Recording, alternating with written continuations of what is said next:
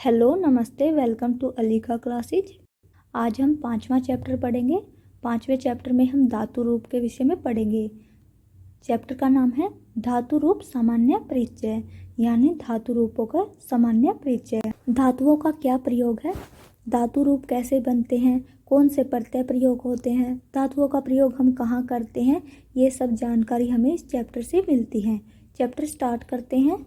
जिस शब्द द्वारा किसी कार्य के करने या होने का बोध होता है उसे क्रिया कहते हैं। ये सब आपको मालूम है कि क्रिया क्या होती है। किसी कार्य को करने या किसी कार्य के होने को क्रिया कहते हैं।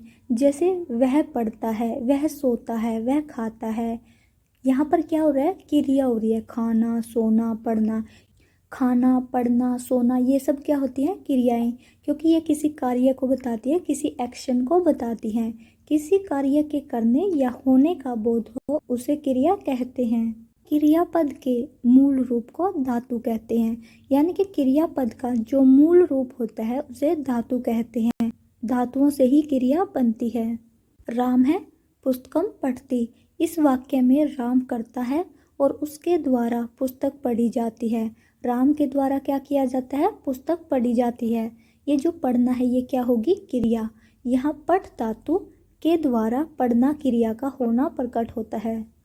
यानी कि जो ये पढ़ती बना है ये पठ धातु से बना है। पढ़ती क्या है, क्रियापद। ये क्रियापद किससे बना है, पठ धातु से। और आपको पता है जो धातुएं होती हैं वो क्रिया का मूल रूप होती हैं। धातुओं से ही हम क्रियापद बनाते हैं।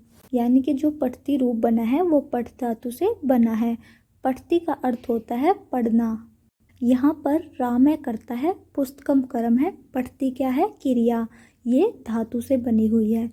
आपको इतना याद रखना है जो क्रियापद होते हैं वो धातुओं से बनते हैं। धातुएं क्रिया का मूल रूप होती हैं। संस्कृत साहित्य में विभिन्न अर्थों को बताने के लिए अनेक धातुएं हैं। यानी कि अलग अलग अर्थों को बताने के लिए अलग अलग धातुएं हैं। इनका विभाजन 10 गणों में किया गया है। यानी कि जो धातुएं हैं उनको हमने 10 गणों में बांट दिया है। ये याद रखना है, पूछा जाता है कि धातुओं को कितने गणों में बांटा गया है। 10 गणों में बांटा गया है। 10 गण कौन कौन से हैं, धातुओं को 10 गणों में विभाजित किया गया है। ये 10 गण हैं, भवादिगण, अदादिगण, जुहोत्यादिगण, दिवादिगण, सवादिगण, रुदादिगण, तुदादिगण, तनादिगण, कर्यादिगण, चुरादिगण। आपको इन गणों के नाम याद रखने हैं क्योंकि आपसे पूछा जाएगा। ऑप्शन में आपको 4 ऑप्शन दिए होंगे, उनमें से 3 आपको इनमें से दिया होगा और कोई एक अन्य दे देंगे और पूछेंगे कौन सा धातुओं का गण नहीं है। आपको पता होना चाहिए कौन सा धातुओं का गण है। ये जो धातुओं के गण बनाए गए हैं, जो इनकी पहली धातु है उसके नाम पर रखा गया है। जैसे भवादिगण, भवादिगण की जो पहली धातु है वो भू धातु है। भवादिगण की शुरुआत भू धातु से होने के कारण इसे भवादिगण कहा जाता है। इसी प्रकार से अन्य गण हैं जो इनकी पहली धातु है उसी के नाम पर इन गणों का नाम रख दिया गया है। आपको याद रखना है कि 10 गण होते हैं, 10 गणों के नाम याद रखने हैं। गणों के नामकरण का आधार उस गण में आने वाली प्रथम धातु है। जैसे भवादि गण का आधार उसमें सर्वप्रथम आने वाली भू धातु है, भू आदि से मिलकर क्या बना है, भवादि। चुरादि का आधार सर्वप्रथम आने वाली चुर धातु है। यानी कि चुरादि गण में जो पहली धातु है वो कौन सी है, चुर। इसी प्रकार अन्य गणों का नामकरण भी उनके प्रथम धातु पर ही आधारित है। आपको बस इतना याद रखना है कि जो 10 गण दिए गए हैं उनका नामकरण उनकी पहले वाली धातु के नाम पर रखा गया है। यानी कि जो उनकी सबसे पहले वाली धातु होगी उसी के नाम पर उसका नाम रख दिया गया है। इसके अतिरिक्त प्रत्येक गण में 3 प्रकार की धातुएं पाई जाती हैं। यानी कि प्रत्येक गण में 3 प्रकार की धातुएं हैं। कौन कौन से 3 प्रकार की, परस्मैपदी धातु, आत्मनेपदी धातु, उभयपदी धातु। उभयपद का अर्थ है दोनों की दोनों। यानी कि उभयपदी में होता है परस्मैपदी भी और आत्मनेपदी भी। जो धातुएं दोनों रूपों में चलेंगी, परस्मैपदी में, आत्मनेपदी में, उन्हें उभयपदी कहते हैं। परस्मैपदी धातुओं के वर्तमान काल में ती तय अंति जैसे पठती पठता पठंती रूप पाया जाता है। और आत्मनेपदी धातुओं में ते इते अंते जैसे सेवते सेवेते सेवंते आदि रूप पाया जाता है। पठ लिख गम आदि धातुओं का परस्मैपद पद में प्रयोग होता है, यानी कि जो पठ लिख गम आदि धातुएं हैं ये परस्मैपद पद में प्रयोग होती हैं। जबकि सेव मुद लब आदि धातुओं का आत्मनेपद में प्रयोग किया जाता है, यानी कि जो पठ लिख गम धातुएं हैं ये परस्मैपद धातुएं हैं। सेव मुद लब ये जो धातुएं हैं ये आत्मनेपद की धातुएं हैं। इनके अतिरिक्त कुछ धातुएं ऐसी भी हैं जो उभयपदी हैं, जिनमें दोनों ही प्रकार के रूप पाए जाते हैं। इनमें क्री भ्रू पच आदि धातुएं उल्लिखित की जा सकती हैं। जो क्री भ्रू और पच धातुएं हैं ये उभयपदी हैं, यानी कि दोनों रूपों में चलेंगी, परस्मैपदी में भी और आत्मनेपदी में भी। जैसे करी, करी जब हम परस्मैपद रूप लेंगे तो करोति बनेगा और आत्मनेपद लेंगे तो कुरुते बनेगा। करी से परस्मैपद रूप में करोति और आत्मनेपद रूप में कुरुते बनेगा। उभयपद धातुओं का यदि क्रियाफल कर्तृगामी हो, कर्तृगामी यानी कि जो फल है, जो क्रिया का फल है कर्ता पर पड़ेगा, तो आत्मनेपद एवं परगामी हो तो क्रिया का फल कर्तृगामी हो, यानी कि क्रिया का फल जब कर्ता को प्राप्त हो तो क्रिया कैसी होगी, आत्मनेपद। और जब फल जो होगा क्रिया का वो दूसरों पर पड़े, यानी कि कर्ता पर न पड़े, कर्म पर या अन्य पर हो, तो इसे क्या कहेंगे, परस्मैपद धातुएं। इन्हें आप ऐसे समझ सकते हैं जैसे हम इंग्लिश में ट्रांजिटिव इंट्रांजिटिव वर्ब करते हैं, सकर्मक अकर्मक करते हैं। काल एवं विधि आदि अर्थों के आधार पर संस्कृत में 10 लकार पाए जाते हैं। संस्कृत में कितने लकार हैं, 10। कितने लकार हैं, 10 लकार। ये आपको याद रखना है।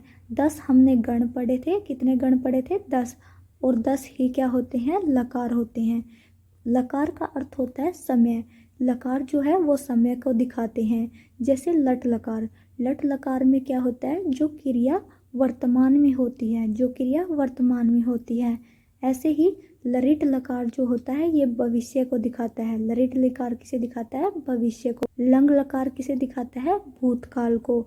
आपको याद रखना है कौन सा लकार किस काल में प्रयोग होगा, यानी कि कौन सा पास्ट के लिए है, कौन सा फ्यूचर के लिए है, कौन सा प्रेजेंट के लिए। आपको जो दिए गए हैं, जैसे हम हिंदी में पढ़ते हैं भूतकाल के पार्ट होते हैं, फिर वर्तमान काल के पार्ट होते हैं, वैसे ही संस्कृत में भी ये लकार दिए गए हैं जो वर्तमान काल में, भविष्य काल में, भूतकाल में अलग अलग समय को दिखाते हैं। सबसे पहले है लट लकार, लिट लकार, लुट लकार, लरिट लकार, लेट लकार, लोट लकार, लंग लकार, लिंग लकार। फिर आता है लिंग लकार।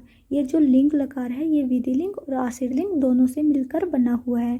इनमें जो ये लेट लकार है इसका प्रयोग अब नहीं होता, ये वैदिक संस्कृत में प्रयोग होता था। आपको ध्यान रखना है, डायरेक्ट क्वेश्चन पूछा जाता है कौन सा लकार अब प्रयोग नहीं होता, लेट लकार। किसका प्रयोग वैदिक संस्कृत में होता था, लेट लकार। 9वां है लुंग लकार, 10वां है लरिंग लकार। लट लकार, वर्तमान काल को व्यक्त करने के लिए लट लकार का प्रयोग किया जाता है, यानी कि जब हमें क्रिया को वर्तमान काल में दिखाना होता है, कोई कार्य वर्तमान में हो रहा है, तो इसके लिए हमें लट लकार का प्रयोग करना है। जैसे वह पढ़ता है, वह खाता है, वह सोता है, यानी कि यहाँ पर क्या है, वर्तमान काल की क्रिया है, तो यहाँ पर आपको क्या करना है, लट लकार का प्रयोग करना है। जैसे राम है पाठम पढ़ती, राम पाठ पढ़ता है, यहाँ पर पढ़ती जो है लट लकार की क्रिया है। छात्र है गुरुम सेवते, छात्र गुरु की सेवा करते हैं, यहाँ पर क्या है, सेवते। ये आत्मनेपद धातु है, पठती जो है परस्मैपद धातु है, आत्मनेपद धातु कौन सी है, सेवते। यहाँ पर दोनों में ही क्या है, लट लकार है। नेक्स्ट है लिट लकार। लिट लकार का प्रयोग ऐसी घटना का वर्णन करने के लिए होता है जो हमारी आंखों के सामने न घटी हो और ऐतिहासिक भी हो। लिट लकार, लिट लकार का प्रयोग ऐसी घटना का वर्णन करने के लिए होता है जो हमारी आंखों के सामने न घटी हो और ऐतिहासिक भी हो। ऐतिहासिक होने का अर्थ है जो बीत चुका है, यानी कि ये जो होगा हमारे लिए भूतकाल में प्रयोग होगी, पास्ट के लिए हम इसका प्रयोग करेंगे। लेकिन ऐसा पास्ट जो हमने नहीं देखा, यानी कि बहुत पुराना हो चुका है, बहुत पहले ये घटना घटी थी। जैसे राम है रावणम जगान है, राम ने रावण को मारा, ये घटना पास्ट है, लेकिन ये हमने अपनी आंखों से नहीं देखी, बहुत पहले की घटना है। तो जहाँ पर ऐसी घटना जो हमने आंखों से नहीं देखी, वहाँ पर क्या होता है, लेट लकार। इसे आप ये भी कह सकते हो पास्ट भी है और बहुत पुराना है। नेक्स्ट है लुट लकार। लुट लकार भविष्य काल की क्रिया को व्यक्त करने के लिए लुट लकार का प्रयोग किया जाता है, किंतु यह काल अद्यतन आज का नहीं होना चाहिए। यानी कि यहाँ पर कहा गया है लुट लकार जो है वो भविष्य को दिखाता है। लिट लकार क्या था, वो पास्ट को दिखा रहा था, लेकिन लुट क्या है, भविष्य को दिखाएगा। लेकिन कैसा भविष्य, जो आज नहीं होगा। अद्यतन का अर्थ है आज का, यानी कि ऐसा भविष्य आज का नहीं होना चाहिए। जो भविष्य आज का नहीं होगा उसे लुट लकार कहेंगे। जैसे हम कहें आज वर्षा होगी, ये भविष्य है लेकिन आज का है। यहाँ हम क्या कह रहे हैं कि आज का भविष्य नहीं होना चाहिए। उदाहरण में देखते हैं, सवह प्रधानमंत्री रूस देशम गंता, कल प्रधानमंत्री रूस देश जाएंगे। यानी कि ये जो भविष्य है वो कल का है, कल ऐसा हो सकता है लेकिन आज नहीं होगा। यहाँ पर घनता में क्या है, लुट लकार है, गम धातु है, लुट लकार है। लरिट लकार सामान्य भविष्य काल की घटनाओं को व्यक्त करने के लिए लरिट लकार का प्रयोग किया जाता है। यानी कि यहाँ पर क्या होगा, सामान्य भविष्य काल। क्या होगा, सामान्य भविष्य काल। इससे पहले जो हमने किया था वो भविष्य था लेकिन आज का नहीं होना चाहिए था। यहाँ पर क्या हो सकता है, आज का हो सकता है। जैसे स लेखम लेखिष्यति, वह लेख लिखेगा, वह लेख लिखेगा। यहाँ पर लिख धातु है और लरिट लकार है। नेक्स्ट है लेट लकार। अनेक कालों तथा अनेक मनोभावों को प्रकट करने के लिए इस लकार का प्रयोग वेद में पाया जाता है। यानी कि जो ये लेट लकार है इसका प्रयोग वेदों में पाया जाता है। वैदिक संस्कृत में इसका प्रयोग किया गया है, लौकिक संस्कृत में इसका अभाव है। यानी कि पूछा जाए कौन सा लकार अब प्रयोग नहीं होता, तो कौन सा नहीं होता, लेट लकार। लोट लकार। लोट लकार का प्रयोग आज्ञा देने के भाव को प्रकट करने के लिए लोट लकार का प्रयोग किया जाता है। जहाँ पर आज्ञा देनी हो, आज्ञा देने का भाव हो, वहाँ पर लोट लकार का प्रयोग करते हैं। जैसे स गृह कार्यम करोतु, वह घर का कार्य करेगा, वह घर का कार्य करेगा। यहाँ पर जो करोतु है ये लोट लकार है। यहाँ पर हमें करोतु से ही पता चल रहा है कि यहाँ पर इसको आज्ञा दी गई है। हमें क्रिया को देखकर ही पता चलेगा कि जो बात है वो पास्ट की है या फ्यूचर की है। लरिट लकार का प्रयोग हुआ है तो भविष्य है, लोट लकार का प्रयोग हुआ है तो आज्ञा दी गई है, लट लकार का प्रयोग है तो वर्तमान काल है। हमें क्रिया से ही वाक्य का पता चलता है कि किस काल की बात हुई है। नेक्स्ट है लंग लकार। लंग लकार अन अद्यतन भूतकाल की क्रिया को बताने के लिए लंग लकार का प्रयोग किया जाता है। यानी कि ऐसे भूतकाल की क्रिया जो आज नहीं हुई है, ऐसे भूतकाल की क्रिया जो आज नहीं हुई है। इसमें आपको ये याद रखना है, अनअद्यतन भूतकाल पूछा जाता है कि कौन सा लकार है, तो अनअद्यतन भूतकाल में प्रयोग होता है। यहाँ पर क्या होगा, लंग लकार। जैसे राम है पाठम अपठत, राम ने पाठ पढ़ा, राम ने पाठ पढ़ा। इससे पहले हम एक लकार पढ़ के आए थे जो भूतकाल में तो था लेकिन ऐसी घटना थी जो बहुत पुरानी थी, वहाँ पर क्या प्रयोग करते थे, लिट लकार। कौन सा, लिट लकार। आपको याद रखना है कौन सा पास्ट में होगा और पास्ट में भी कब। जैसे राम है पाठम अपठत, राम ने पाठ पढ़ा। राम ने पाठ तो पढ़ा लेकिन आज नहीं पढ़ा, कभी पढ़ा हो लेकिन आज नहीं पढ़ा, तो यहाँ पर क्या होगा, लंग लकार। नेक्स्ट है विधिलिंग। विधिलिंग लकार चाहिए, करे आदि विद्यात्मक भावों को प्रकट करने के लिए विधिलिंग का प्रयोग किया जाता है। विधिलिंग का प्रयोग चाहिए अर्थ में होता है। आपको याद रखना है विधिलिंग का प्रयोग चाहिए अर्थ में होता है। जैसे स लेखम लिखेत, उसे लेख लिखना चाहिए। यहाँ लिखेत, लिखेत जो है विधिलिंग लकार में बनता है। लिंग का एक भेद आशीर्लिंग भी है, जिसका प्रयोग आशीर्वाद देने के लिए होता है। यानी कि लिंग लकार दो भेदों में विभक्त है, एक विधिलिंग और एक आशीर्लिंग। जो विधिलिंग होता है वो चाहिए अर्थ में होता है, जो आशीर्लिंग होता है ये आशीर्वाद देने के लिए प्रयोग होता है। जैसे तवम चिरायु भूया, यानी कि तुम्हें लंबी आयु प्राप्त हो। यहाँ पर भूया क्या है? आशीर्लिंग। यहाँ पर भूया क्या है? आशीर्लिंग। लुंग लकार, लुंग लकार सामान्य भूतकाल की क्रिया को व्यक्त करने के लिए लुंग लकार का प्रयोग होता है। यानी कि अगर हमें सामान्य भूतकाल को दिखाना है तो हम क्या प्रयोग करेंगे? लुंग लकार। क्या प्रयोग करेंगे? लुंग लकार। इससे पहले हम दो लकार और देख चुके हैं जो भूतकाल में प्रयोग होते हैं, लिट लकार और लंग लकार। भूतकाल के तीन लकार हो गए हैं, कौन से? लिट, लंग, लुंग। इसका उदाहरण है पुरा राजा नल अभूत। पुरा राजा नल अभूत यानी कि प्राचीन समय में नल नाम का राजा हुआ। अभूत जो है लुंग लकार में बनता है। लरिंग लकार, भाषा में कभी ऐसी स्थिति भी आती है जब किसी एक क्रिया के न होने पर दूसरी क्रिया में सफलता नहीं मिलती, वैसी स्थिति में लरिंग लकार का प्रयोग होता है। यानी कि जब हम ऐसे वाक्य का प्रयोग करते हैं, एक क्रिया के पूरा ना होने से दूसरी क्रिया नहीं होती। जैसे हम कहते हैं अगर नहीं पढ़ेंगे तो पास नहीं होंगे, यदि तुम मेहनत नहीं करोगे तो तुम्हें इसका फल नहीं मिलेगा। यानी कि एक कार्य को पूरा करने के लिए पहले दूसरी क्रिया करनी होगी। वहाँ पर क्या करते हैं? लरिंग लकार। वहाँ पर कौन? यदि वर्षा अभविष्यत तरहि दुर्भिक्षम न अभविष्यत। अगर वर्षा नहीं हुई तो अकाल भी खत्म नहीं होगा। यदि वर्षा नहीं हुई तो अकाल भी खत्म नहीं होगा। यहाँ पर अकाल के खत्म होने के लिए वर्षा का होना आवश्यक है। यानी कि ना ही तो वर्षा हो रही है और ना ही अकाल खत्म हो रहा है, यानी कि दोनों क्रियाएं सफल नहीं हुई हैं। यहाँ पर क्या होगा? लरिंग लकार। आपको ध्यान से पढ़ना है कि कहाँ पर वर्तमान काल है, कहाँ पर भूतकाल है। हम सारे पढ़ चुके हैं। लट लकार सामान्य वर्तमान काल था, लुंग लकार सामान्य भूतकाल, लीट लकार ऐसा भूतकाल था जहाँ पर घटना हमारी आंखों के सामने न घटी हो। लरिट लकार भविष्य के लिए प्रयोग होता है। लेट लकार का प्रयोग हम वैदिक काल में करते थे। लोट लकार का प्रयोग हम आदेश देने के लिए करते हैं। विधिलिंग का प्रयोग चाहिए अर्थ में होता है। आशीर्लिंग का प्रयोग आशीर्वाद देने के लिए होता है। और लरिंग लकार वहाँ होता है जहाँ पर दो घटनाएं हो और उनमें से कोई भी पूरी न हो। परस्मय पद क्रियाओं में लगने वाले 9 प्रत्यय हैं जो निम्नलिखित है।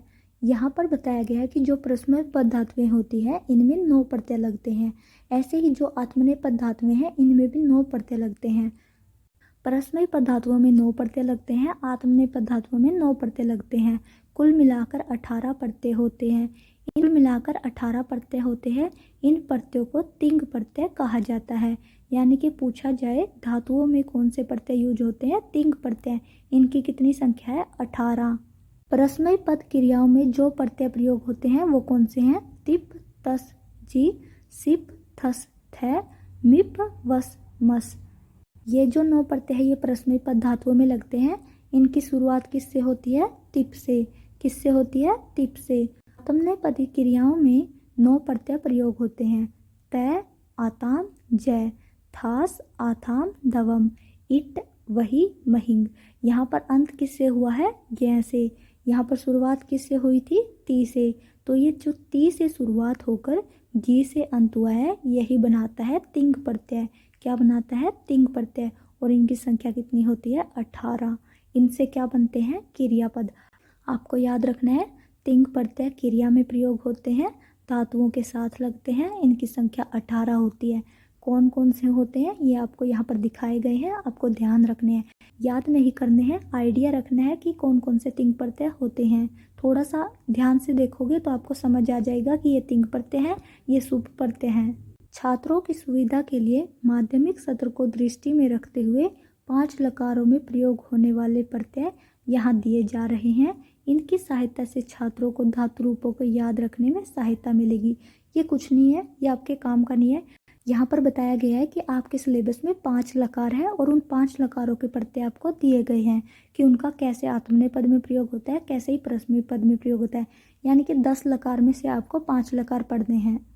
पहला जो दिया गया है लकार वो कौन सा है आपके सिलेबस में? लट लकार। लट लकार किस में प्रयोग होता है? वर्तमान काल में। यानी कि आपको जो पढ़ना है लट लकार, ये किस में प्रयोग होता है? वर्तमान काल में। वर्तमान काल में जो परस्मैय पद धातुएं होती हैं उसमें लट लकार में कैसे रूप बनेंगे? तिप।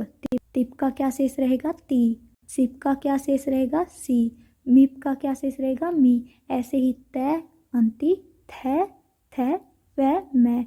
यानी कि आपके क्रियापद बनाने के लिए आपको ये प्रत्यय प्रयोग करने होंगे। ऐसे ही आत्मनेय पद धातुओं में आपको ते, इते, अंते, से, इथे, धवे, ई, वहे, महे का प्रयोग करना होगा। इन प्रत्ययों से ही आपके क्या बनेंगे? क्रियापद बनेंगे। पहले हम हर एक लकार का ये देख लेते हैं कि कौन से प्रत्यय यूज हुए हैं, उसके बाद हम देखेंगे कि क्रियापद कैसे बने हैं। लंग लकार। लंग लकार भूतकाल में प्रयोग होता है। कहाँ प्रयोग होता है? भूतकाल में। लंग लकार में जो प्रत्यय प्रयोग होंगे वो है तय, ताम, अन। यहाँ पर विसर्ग होगा तम, तय, अम, आव, आम। आत्मनेय पद में होंगे तय, इताम, अंत, था, इथाम, धवम, ई, वही, मही। दरिट लकार भविष्य काल के लिए प्रयोग होता है। इसमें स्यति, स्यतः, स्यन्ति, स्यसि, स्यथः, स्यथ, श्यामि, श्यावः, श्यामः, श्यते, स्येते, स्यन्ते, श्यसे, स्येथे, स्यद्वे, शे, सये, स्यावहे, स्यामहे। ये प्रत्यय लगेंगे। आपको ध्यान रखना है ये परस्मैय पद के हैं और ये आत्मनेय पद के हैं। जो हमारे लकार होते हैं, क्रियापद होते हैं, वो तीनों वचनों में चलते हैं। ये एक वचन है, ये द्विवचन, ये बहुवचन। इसके साथ ही 3 पुरुष होते हैं, प्रथम पुरुष, मध्यम पुरुष, उत्तम पुरुष। ये जो उत्तम पुरुष होता है यह मैं, हम दो, हम सब के लिए, जैसे अहम, आवाम, वयम के लिए प्रयोग होता है। उत्तम पुरुष अहम, आवाम, वयम के लिए प्रयोग होता है। मध्यम पुरुष तवम, युवाम, यूयम के लिए प्रयुक्त होता है। और जो प्रथम पुरुष है ये जो भी बाकी रह गए सबके लिए प्रयोग होता है। प्रथम पुरुष जो है सभी के लिए प्रयोग होगा, जो थर्ड पर्सन होंगे या फिर कोई भी नाम होगा उसके लिए। लेकिन जो मध्यम पुरुष है वो तवम, युवाम, यूयम के लिए प्रयोग होगा। और उत्तम पुरुष जो है, उत्तम पुरुष अहम, आवाम, वयम के लिए प्रयोग होता है। जैसे इंग्लिश में पढ़ते हैं, इंग्लिश में क्या होता है? फर्स्ट पर्सन आई, मी। यहाँ पर क्या होगा? फर्स्ट पर्सन को उत्तम पुरुष कहा गया है और जो थर्ड पर्सन है, थर्ड पर्सन को प्रथम पुरुष कहा गया है। यानी कि जो आप इंग्लिश में थर्ड पर्सन में पढ़ते हो वो यहाँ पर सब प्रथम पुरुष में होंगे, और जो आप फर्स्ट पर्सन में पढ़ते हो वो सब यहाँ उत्तम पुरुष में होंगे, वो सब यहाँ उत्तम पुरुष में होंगे। नेक्स्ट है लोट लकार। लोट लकार। लोट लकार का प्रयोग आज्ञार्थक में किया जाता है, यानी कि आज्ञा देने के लिए किया जाता है। ये यहाँ पर परस्मैय पद के और आत्मनेय पद के प्रत्यय दिए गए हैं, आप एक बार देख लीजिए कैसे होंगे। इसके बाद हम धातु रूप पढ़ेंगे। विधिलिंग। विधिलिंग का प्रयोग चाहिए के योग में होता है। ये यहाँ पर प्रत्यय दिए गए हैं, एक बार इन्हें देख लीजिए कि कौन से प्रत्यय प्रयोग होंगे।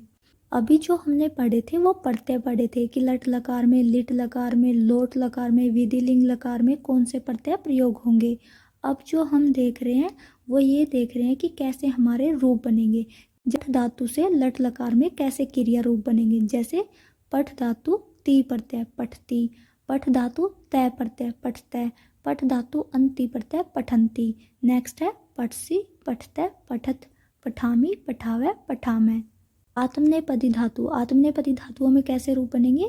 सेवते, सेवेते, सेवन्ते, सेव से, सेवेथे, सेवद्वे, सेवे, सेवावहे, सेवे, सेवावहे, सेवामहे। लंग लकार। लंग लकार में क्या होगा? अपठत, अपठताम, अपठन, अपठ, अपठतम, अपठत, अपठम, अपठावै, अपठामै। सेवत, असेविताम, असेवंत, असेवथा, असेविथाम, असेविदाम, असेवे, असेवे, असेवावही, असेवामही। यहाँ पर जो ये ए होगा इसी से हमें पता चलेगा कि ये भूतकाल में प्रयोग हुई है। जहाँ पर भी ये ए होगा वहाँ पर क्रिया क्या होगी? भूतकाल में प्रयोग होगी। ये जो है ये पठ का रूप चल रहा है और ये जो चल रहा है ये सेव धातु का रूप चल रहा है। सेव धातु जो हमने पढ़ी थी कि आत्मनेय पद में होती है। सेव धातु के क्रिया रूप ऐसे चलेंगे और पठ धातु के क्रिया रूप ऐसे चलेंगे। ऐसे ही जल्दी जल्दी देख लेते हैं कि कैसे रूप बनेंगे।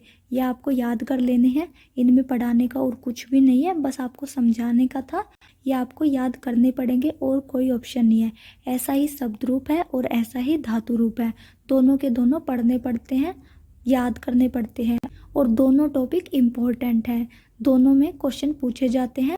लरित लकार में क्या होगा? पठिष्यति, पठिष्यतः, पठिष्यन्ति, पठिष्यसि, पठिष्यतः, पठिष्यत्, पठिष्यामि, पठिष्यावः, पठिष्यामः, सेविष्यते, सेविष्येते, सेविष्यन्ते, सेविष्यसे, सेविष्यथे, सेविष्यद्वे, सेविष्ये, सेविष्यावहे, सेविष्यामहि।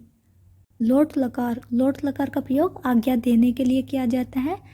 लोट लकार में क्या रूप बनेंगे? पठतु, पठताम, पठन्तु, पठ, पठतम, पठत, पठानि, पठावः, पठामः, सेवताम, सेवेताम, सेवन्ताम, सेवसव, सेवेथाम, सेवद्वम, सेवै, सेवा, सेवावहि, सेवामहि। विधिलिंग, विधिलिंग का अर्थ होता है चाहिए के योग में। विधिलिंग का प्रयोग कैसे होगा? पठेत, पठेताम, पठेयु, पठे, पठेतम, पठेत, पठेयम, पठेय, पठेम, सेवेत, सेवयाताम, सेवेरन, सेवेथा, सेवयाथाम, सेवेद्वम, सेव्ये, सेववहि, सेवमहि, सेवेवहि, सेवेमहि। पाठ्यक्रम में निर्धारित अन्य धातुओं के 5 लकारों लट, लोट, लंग, विधिलिंग और लरिट सभी पुरुषों और वचनों के रूप परिशिष्ट में दिए गए हैं। उन धातुओं को वहां से पढ़े और समझे। ये यहाँ पर कहा गया है कि आपको परिशिष्ट से धातुओं के रूप याद कर लेने हैं, यानी कि अन्य धातुएं जो हैं वो 5 लकारों में दी गई है और उनके रूप आपको याद करने हैं। ये आपके पास कोई भी बुक होगी, उस बुक में आपको जो धातु रूप दिए होंगे उनको याद कर लेना। इस चैप्टर में इतना ही है। आई होप कि आपको समझ आया होगा कैसे गण बनते हैं, कैसे हम लकारों का प्रयोग करते हैं, किस लकार का प्रयोग किस काल में होता है, ये सब आपको समझ आया होगा। आपको कोई भी बुक लेकर धातुएं याद कर लेनी है। जो समझाने का काम था वो आपका हो गया है। अब आपका याद करने का काम बचता है। वो आपको कोई भी बुक लेनी है और उसमें जो धातुएं दी गई होंगी वो याद कर लेनी है। इस क्लास में हम इतना ही पढ़ेंगे।